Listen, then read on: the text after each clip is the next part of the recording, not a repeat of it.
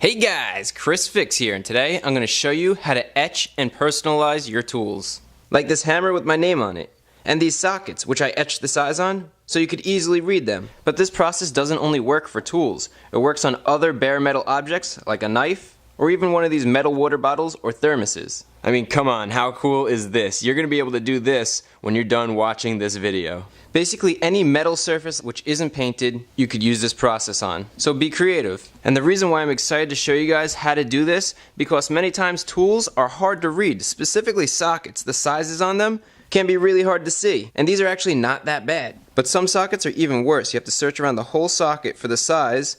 And there you go, 13 millimeter, but even that's hard to see. It's small and there's no contrast. So I'm going to take this cheap $10 socket set with its hard to read sizes here and etch it so it goes from this to this. And now all of these are nice and easy to read.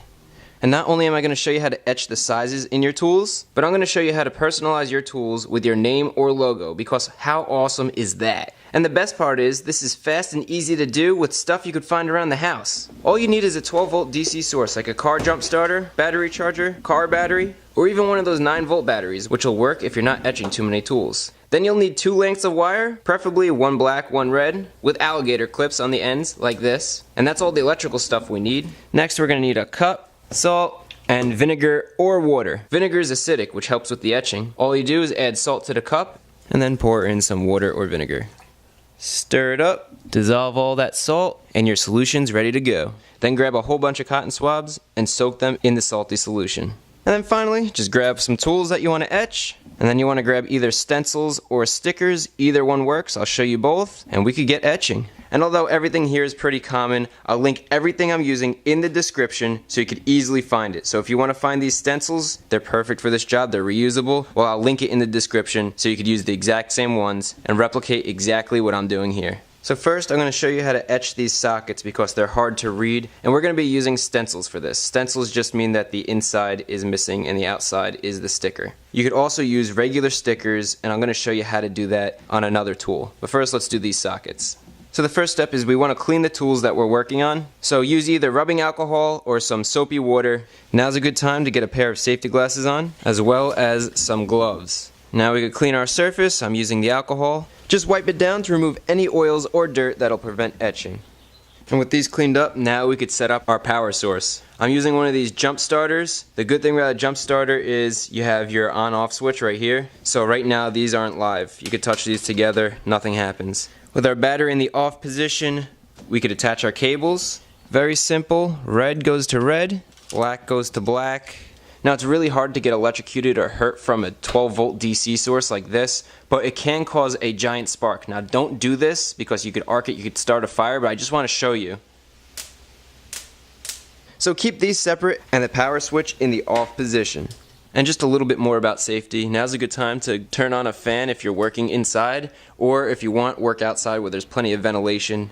Okay, so here comes the really fun, cool part, where we actually etch the metal. So grab your socket set that you want to etch. You can see all the sizes are listed on this side. Well, one tip is, since you could kind of see them, if you get them at the right angle, flip this over, so then we have sizes on both sides. And we're going to start out with this 21 millimeter socket right here. Now we could grab our stencil, grab the 2. Now these stencils are pretty wide, so what I'm going to do is I'm going to cut them so they're narrow. And I'm going to use the letters already on the socket to help me align and level my stencil. Once aligned, press down on the stencil to seal the stencil to the socket. And then get the number 1 stencil, which is also cut so it could get close enough to the number 2 stencil. That looks even?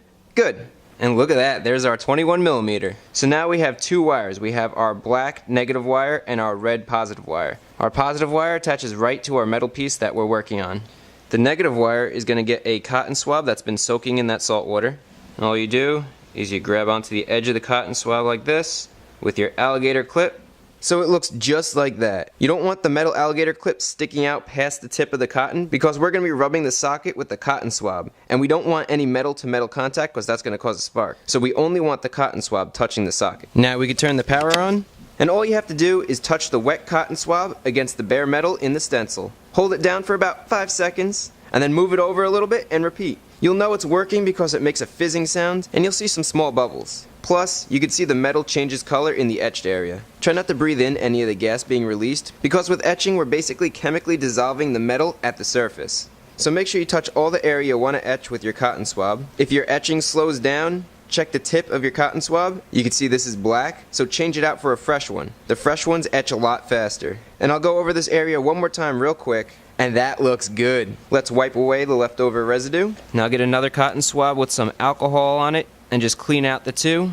And then you could get a Sharpie and just lightly color in the area. And this is just going to help darken your etching to make it even more visible. And the marker is going to soak into the etched area, and once it dries, since the etched area is recessed, it doesn't rub off. You don't have to use the marker, but I like my etched numbers a little bit darker. Now we're going to do the same exact thing to the number 1 stencil. I'm working from the top to the bottom, and if any residue forms, you could wipe it right off. And once you etch the number, clean it off with a little bit of alcohol. You could darken it with the marker if you want. And now the moment of truth. Let's peel this off and you get to see what you created. Oh man, that looks so awesome. Look at that. Now don't get rid of these numbers because we're going to be reusing them for the other sockets. Wipe down the whole socket, get it nice and clean.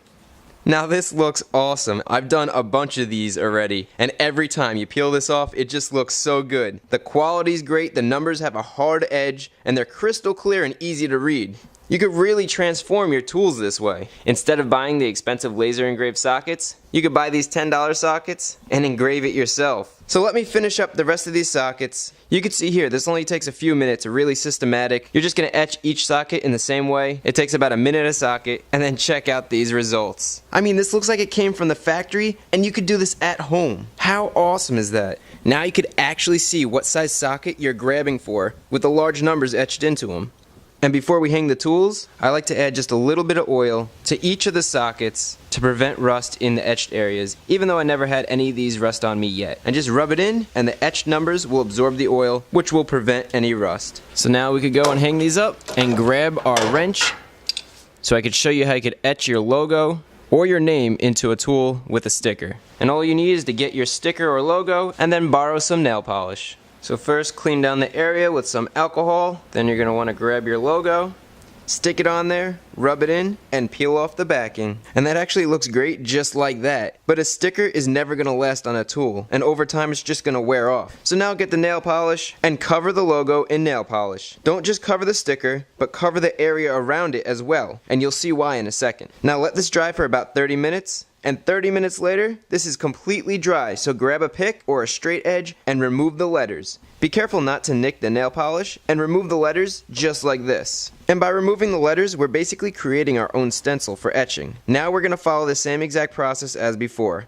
Connect the positive line to the bare metal on the tool, and start etching away where the sticker used to be. This is a different surface compared to the socket, so you'll notice it etches a little bit differently, so just make adjustments accordingly. Alright, now this looks good. One last step. Now we can take our nail polish remover, which is just acetone, and clean off the nail polish. Now how cool is this? Your own personalized crescent wrench, and this logo came out great.